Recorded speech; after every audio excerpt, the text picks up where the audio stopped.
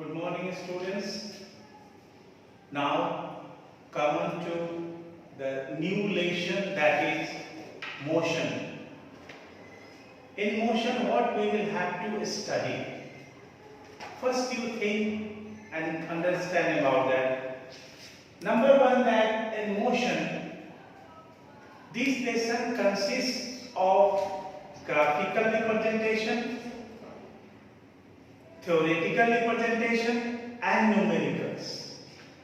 One by one we will deal with that. But first, from where we have to start motion? Dear students, in standard 11, motion is a part of kinematics. You will study a new lesson in standard 11, that is kinematics. Kinematics came from word kinema, K-I-N-E-M-A. That kinema means motion, and in standard 9 we will have to study about motion. Motion में हमें theoretical parts, कुछ physical quantity, कुछ उसके graphical representation, and then after some laws, equations, and then numericals. One by one we will study for that. First, what we will call as a motion. That any example, if a car running on the road, we are walking, we are moving to school, some boy is playing, aeroplane is flying, planet is moving around the sun. There are different types of motion. But question arises that how we define as a motion. For that definition, we will have to give something as a reference point. What is the reference point? Very important thing is the reference point. And we must deal with the reference point. Reference point क्या होता है? In standard 9, reference point simply regarded as the origin. अगर आप reference point को लेंगे, वो origin भी होगा. कार्टेशियन प्लेन पर रेफरेंस पॉइंट भी एक ओरिजिन होगा और डिफरेंट डायरेक्शंस उसको होंगे, जो कि आप मैथ में ग्राफिकल रिप्रेजेंटेशन में देखते हैं. आपको थोड़ा अनुभव है, मैं मानता हूं, पर यहाँ रेफरेंस पॉइंट का मीनिंग बहुत डिफरेंट है. फिजिक्स में रेफरेंस पॉइंट डिफरेंट तौर पर हम किसी भी ऑब्जेक्ट को मान सकते हैं. जैसे अभी हम यहाँ स्टैंड कर रहे हैं, हमारा डिस्टेंस राइट वॉल से कितना है, हमारा डिस्टेंस लेफ्ट वॉल से कितना है, हमारा डिस्टेंस फ्रंट वॉल से कितना है. तो हम इन सब वॉल को अगर एज ए रेफरेंस माने तो हम अपनी पोजीशन को दर्शाते रहते हैं विथ रिस्पेक्ट टू टाइम. तो रेफरेंस पॉइंट जानना बहुत जरूरी है. खैर, in standard 9 reference point, not a big one, it's very easy. कुछ और एग्जाम्पल में ले लो other than motion, but बहुत बहुत इंपॉर्टेंट एग्जाम्पल है. यहां मैं आपको बता देना जरूरी समझता हूं. अगर मैं सिंपली इतना ही करके हट जाता हूं तो मैं समझता हूं कि थोड़ा सा मैं आपके साथ जाती कर रहा हूं. देखिए, एक आप बात बताइए, गांव में जमीन जायदाद के झगड़े होते हैं. मैं इस बात को बहुत बढ़िया से आपको पॉइंट आउट करना चाहता हूं.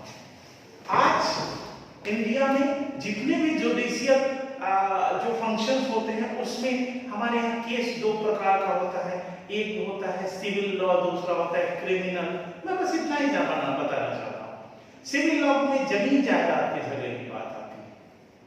अब आप बताइए, सबसे ज्यादा यहाँ केस सिविल लॉ का है, जमीन जायदाद के झगड़े का, दो भाई के बीच झगड़ा होना.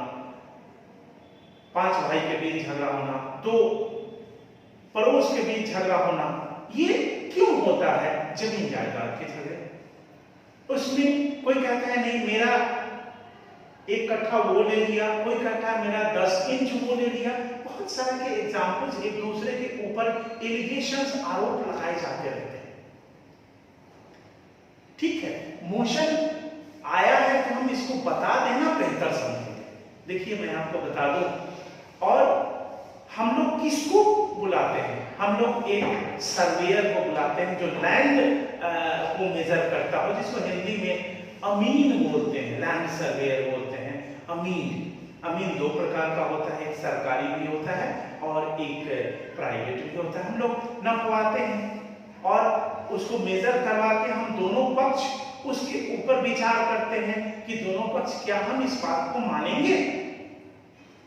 अब रेफरेंस पॉइंट की जब बात आ गई है, यहां कोई मोशन नहीं है, माइंड कीजिएगा, पर रेफरेंस पॉइंट की बात आ गई है तो मैं आपको बता दूं कि उसमें होता है कि जब बहुत बड़े-बड़े झगड़े होते हैं तो 1, 2, 3, 4 अमीन रहता है, लैंड सर्वेयर उसको नापता है।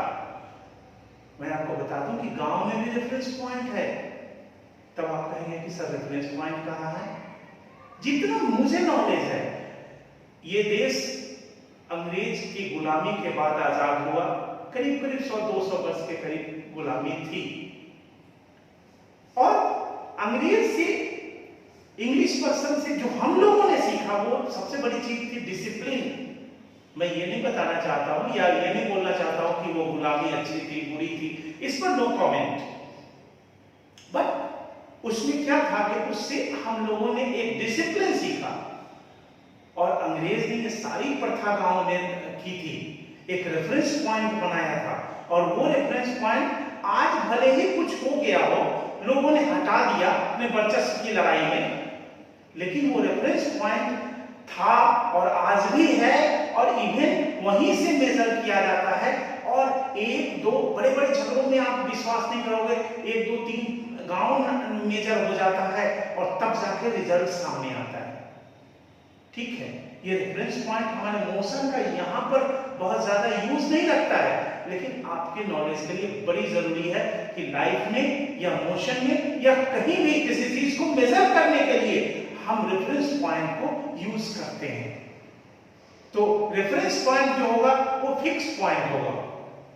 अब यहां मैंने लिखा भी है, और मैं आपको ये बता दूं कि इतने टॉपिक्स जो दिए जाते हैं आप लोगों के लिए, वो एक तरह से सिनॉप्सिस टाइप का है, बहुत छोटा ब्रीफिंग है।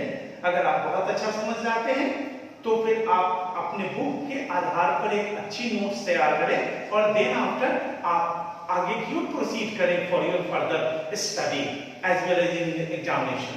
यहां क्या आपको मिल रहा है कि इफ वी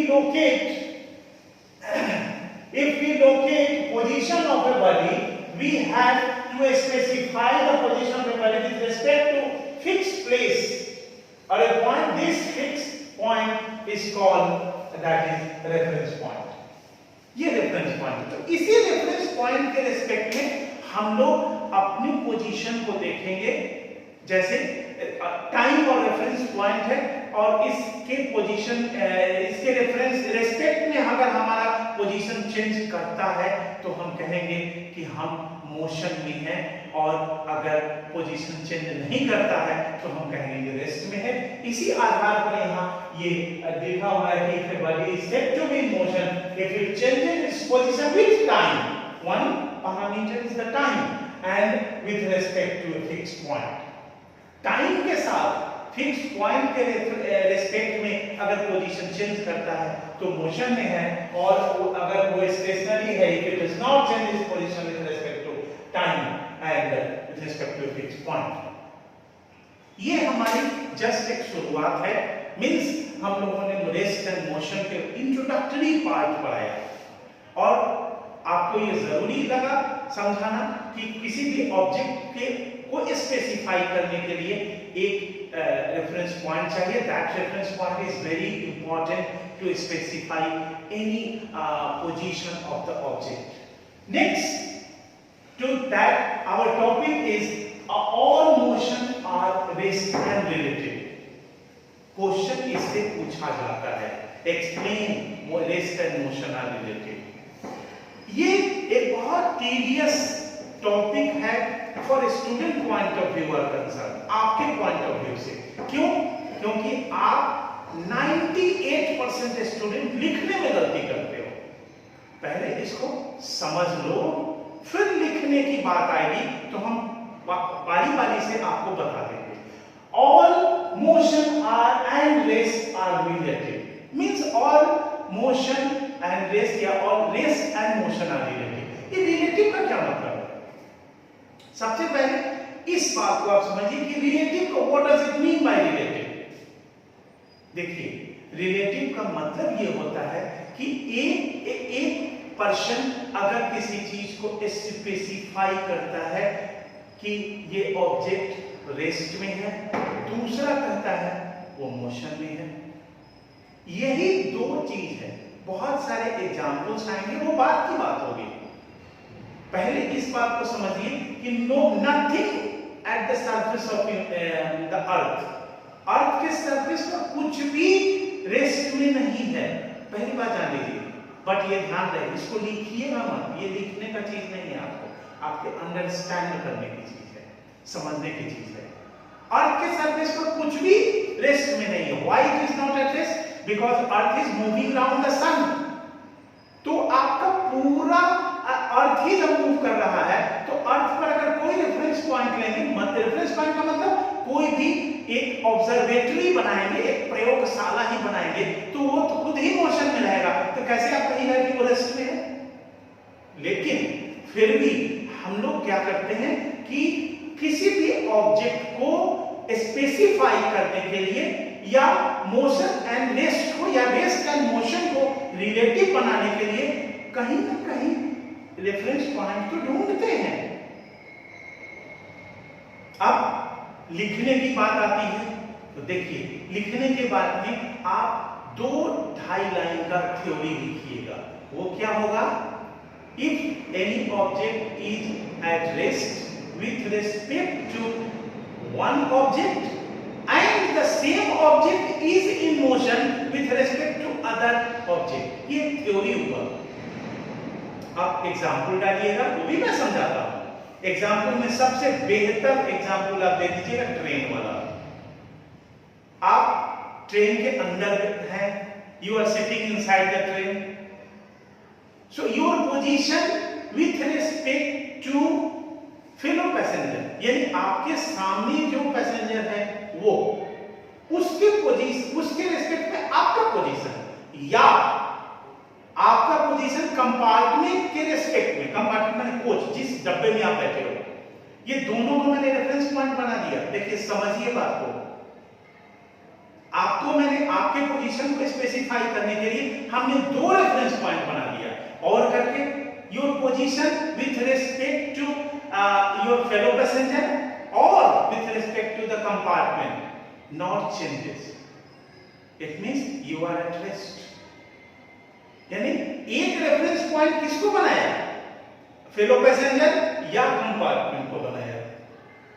उसके रेस्पेक्ट में आपका पोजीशन चेंज नहीं कर रहा है, तो चेंज नहीं कर रहा है यानी आप रेस्ट में हो। But with respect to the outside, means अगर वो प्लेटफॉर्म पर है या जस्ट ट्रेन स्टार्ट हुई है या फिर आउटसाइड कोई भी एक स्टेशन ले लो जो ट्रेन चल रही है, तो आउटसाइड के रिस्पेक्ट में, आउटसाइड में आपने रेफरेंस पॉइंट को चेंज किया। आउटसाइड के किसी रेफरेंस पॉइंट के रिस्पेक्ट में आप क्या कर रहे हो? आप आगे जा रहे हो, आप मोशन में हो। तो आपने रेफरेंस पॉइंट जैसे चेंज कर दिया तो आपका पोजीशन भी चेंज हो गया, आपका पोजीशन मोशन में आ गया। अब आप समझिए, एक कह रहा है कि आप रेस्ट में हो, दूसरा कह रहा है आप मोशन में हो। तो बड़ी आसान है इसको दर्शाना। अगर आपसे ये क्वेश्चन पूछा जाए तो बस 2-2.5 लाइन का जो है थ्योरी लिखना, और थ्योरी के बाद एक एग्जाम्पल देके इसको क्लियर करना, ये जो हमने किया है। इसलिए मैंने इसको सिर्फ आपको एज ए टॉपिक लिख दिया है, इसके बारे में मैंने कुछ दिया नहीं है। और ये क्वेश्चन बराबर पूछता है, हम लोग भी पूछते हैं, सिंपल आपको पेन पेपर टेस्ट में पूछते हैं। इस मोशन के सबसे फर्स्ट टॉपिक में इसी को डाल देते हैं जनरली। अब आइए डिफरेंट टाइप्स ऑफ मोशन की बात करें हम, जबकि ये 9 में नहीं पढ़ना था, लेकिन मैं आपको थोड़ा सा इसका क्लिपिंग दे रहा हूँ। Number 1 is linear motion, circular motion, oscillatory motion, periodic motion and random motion. What is linear motion? If an object moves on a straight line, that is linear motion. Circular motion, if an object covers its distance or moves on a circular path, that is circular motion. Oscillatory motion, if an object moves to and fro about its mean position, that is a fixed point. That fixed point is the mean position. That is oscillatory motion. And what is periodic motion? That a motion which will just repeats after a regular interval of time, that is periodic motion. And what is random motion? That a motion which direction is not fixed. इन सब में मैं समझता हूँ ये आपके लिए थोड़ा tedious होगा मेरे समझ से, क्योंकि ये मक्खी का जो डायरेक्शन होता है ना, वो रैंडम मोशन कभी भी जा सकता है, किधर भी जा सकता है, उसका कुछ भी फिक्स नहीं है ना। जैसे उसके डायरेक्शन को आप देखोगे, हाउस फ्लाई अगर यहाँ से मुंह कर इधर जाएगी, इधर जाएगी, इधर जाएगी, कहीं भी वो जा सकती है, तो ये रैंडम मोशन। तो ये छोटा सा मोशन के बारे में क्लिपिंग था। अब आइए कि फिजिकल क्वांटिटी जो आपको मिलेगी 9 में, वो उसका एक बहुत अच्छा एक रिप्रेजेंटेशन है। फिजिकल क्वांटिटी को रिप्रेजेंट कैसे करेंगे, यहां से आप अवेयर होइए। जो क्वांटिटी आपके पास आ रहा है, that is vector and scalar quantity. ये क्वांटिटी आपके लिए परेशानी का कारण होगा। क्यों होगा, मैं आपको शुरू में डरा दे रहा हूं, क्योंकि 11 में अगर आपको वेक्टर एनालिसिस या वेक्टर के ऊपर मैथ्स नहीं बने, या वेक्टर में अच्छी पकड़ नहीं हुई, मॉडुलस नहीं निकाले, बहुत सारी चीजें हैं, तो निश्चित तौर पर आपकी परेशानी और बढ़ेगी। तो आप शुरू से ध्यान दीजिए, और वो है कि क्वांटिटीज को, फिजिकल क्वांटिटीज को हम कैसे रिप्रेजेंट करते हैं। तो फिजिकल क्वांटिटीज को रिप्रेजेंट करने के लिए उसका क्लासिफिकेशन तो कर दें। तो फिजिकल क्वांटिटीज को हम 2 प्रकार से क्लासिफाई करते हैं, that is vector quantities and scalar quantities. अब स्केलर क्या होता है, वेक्टर क्या होता है? तो स्केलर क्वांटिटी होता है कि ये क्वांटिटीज है, physical quantities that is specified only by the magnitude. अब ये मैग्नीट्यूड क्या है? आप लोगों को फिजिक्स में अगर हम लोग मैग्नीट्यूड बोलते हैं तो बड़ी कष्ट होता है, देखा गया है जनरली सर मैग्नीट्यूड बोल रहे हैं, मैग्नीट्यूड कौन सी चीज का नाम है? तो देखिए मैग्नीट्यूड एक्चुअली कुछ भी नहीं है, फिजिकल ये न्यूमेरिकल वैल्यू है। न्यूमेरिकल वैल्यू को मैग्नीट्यूड बोलते हैं। जैसे हम एग्जांपल ही दे रहे हैं, इस एग्जांपल में आपको लिखा हुआ है डिस्टेंस, मास, स्पीड, ये तीनों जो है वो स्केलर क्वांटिटी। कैसे स्केलर है वो मैं बताता हूं। कि जैसे आप अगर बाइक से मूव कर रहे हैं, सपोज करिए, सालों से समझता हूं कि आप सब लोग बाइक चलाते होंगे, ऑलमोस्ट सारे लोग 80-90%। तो बाइक अगर मूव कर रही है तो आप बाइक से 30 किलोमीटर पर आवर से कहीं जा रहे हैं, तो 30 किलोमीटर पर आवर जो है वो स्पीड है। ये एक बोलने का बेहतर तरीका हुआ, बट फिजिक्स में 30 किलोमीटर पर आवर, 30 किलोमीटर पर दैट इज मैग्नीट्यूड है 30। अब देखिए 30 किलोमीटर पर आवर से जो आप मूव कर रहे हैं, तो इससे हमें या किसी को ये पता नहीं चल रहा है कि आप किधर जा रहे हैं। मान लीजिए आप अपने घर से नॉर्थ की ओर जा रहे हैं, साउथ की ओर जा रहे हैं, ईस्ट जा रहे हैं या वेस्ट जा रहे हैं, कोई डायरेक्शन नहीं हो रहा है, आप 30 किलोमीटर पर आवर से जा रहे हैं, ट्रैवल कर रहे हैं, यानी 30 kilometre per hour with unit that is kilometre per hour, ये आपकी स्पीड हो गई। पर 30 जो हुआ ये मैग्नीट्यूड हुआ, न्यूमेरिकल वैल्यू। लेकिन अगर इसी में लगा दिया जाए कि 30 kilometre per hour due east, तो हमें ये पता चल जाएगा कि आप 30 किलोमीटर पर आवर ईस्ट में जा रहे हैं। अगर हमको खोजना भी पड़े, आपके पीछे अगर हम चले दूसरे बाइक से, तो हो सकता है कि हम आपको खोज लेंगे, आसानी से खोज लेंगे, क्योंकि आप ईस्ट में जा रहे हैं। एक दूसरा क्वांटिटी है दैट इज वेक्टर क्वांटिटी। तो एक quantity which is described by magnitude as well as direction. ये वेक्टर क्वांटिटी है। इसका एग्जांपल दो तीन हमने लिखा भी है, डिस्प्लेसमेंट, वेलोसिटी, एक्सेलरेशन। इसमें सबसे बेहतर डिस्प्लेसमेंट वेलोसिटी बोल लीजिए। मैं कहा था स्पीड के लिए 30 किलोमीटर पर आवर, ये स्पीड है, लेकिन अगर उसी में लगा दे कि 30 kilometre per hour due east, वो वेलोसिटी आपकी हो जाएगी, क्योंकि उसमें जो है वो डायरेक्शन स्पेसिफाई हो जाएगा। ये तो थ्योरेटिकल बात हुई। एक और बात मैं आपको बता दूं जो आगे भी काम आएगा, और वो मैं आपको बताना चाहता हूं कि अगर मान लिया जाए कि -20 की बात है, यहां पर कोई पैरामीटर नहीं दे या किलोमीटर पर आवर नहीं दे, कोई भी यूनिट में नहीं देना चाहता हूं, -20 की बात है। एक मैं एग्जांपल लेना चाहता हूं जो आपको मैं बताऊंगा, और ये -20 का आपके मैथमेटिक्स में या आज तक जो आप पढ़े हो वो मैथ का जो सोच है वो है कि -20 equal to less than 0, but physics में -20 का वैल्यू बिल्कुल अलग होता है। मैं आपको लिनियर वाइड सेंस बता दे रहा हूं। -20 का मतलब होता है पहला 20 को पकड़ना, 20 is the magnitude, but minus जो है वो ये दर्शाता है इसके डायरेक्शन को दर्शा रहा होगा। अब कहिएगा कि सर तो आप क्यों नहीं कोई फिजिकल क्वांटिटी को डिस्क्राइब कर देते हो, यानी बगल में यूनिट डाल देते हो। मैंने इसलिए यूनिट नहीं डाला, कोई भी फिजिकल क्वांटिटी वहां होगा जो वेक्टर होगा, यानी जिसके पास मैग्नीट्यूड भी होगा, डायरेक्शन भी होगा। तो फिजिक्स में इससे हमेशा अवेयर रहना। मैं एक छोटी शुरुआत आपको डाल दिया, लेकिन बहुत बड़ी चीज आपके दिमाग में डाला हूं कि फिजिक्स में इससे अवेयर रहना कि -20 का अर्थ लेस देन 0 नहीं होगा, 20 मैग्नीट्यूड को दर्शा देगा, और माइनस निश्चित तौर पर ये जो क्वांटिटी है जिसका वैल्यू आया है -20, ये उस फिजिकल क्वांटिटी को दर्शाएगा। और वो कैसे होगा, तो जैसे ही आपको यूनिट यहां पर डाला जाएगा, मान लिया न्यूटन डाल दिया जाए, मान लिया जाए न्यूटन डाल दो, एन डाल दो, तो फोर्स को दर्शा देगा। तुरंत पकड़ लो फोर्स है, तो फोर्स है, इसका क्या मतलब है कि दो फोर्स लगा होगा, एक फोर्स को पॉजिटिव दिए होगे तो दूसरा फोर्स नेगेटिव हो गया होगा, क्योंकि फोर्स के पास डायरेक्शन होता है। तो दो फोर्स अगर लोगे तो एक को पॉजिटिव मानोगे तो दूसरे को नेगेटिव मानना तुम्हारी मजबूरी है। तो ये तुम्हारा एक इंट्रोडक्टरी पार्ट में ये आपको वेक्टर क्वांटिटीज हो गया और रेस्ट एंड मोशन। तो अभी इसमें जो हमने शुरुआत की मोशन में, उसमें मैंने प्रयास किया कि मैं आपको सबसे पहले रेफरेंस पॉइंट के रूप में बता दूं रेस्ट क्या है, मोशन क्या है, उस डिफिनीशन को मैंने बताया, रेफरेंस पॉइंट को बताया। रेफरेंस पॉइंट बहुत हो सकते हैं, ये भी मैं बताऊंगा धीरे धीरे। और दूसरा जो हमारा बहुत इंपॉर्टेंट टॉपिक था रिलेटिव का, कि मोशन और रेस्ट आर रिलेटिव टर्म्स, ये मैंने आपको बताया, और कुछ different types of motion and quantities के रिप्रेजेंटेशन का तरीका।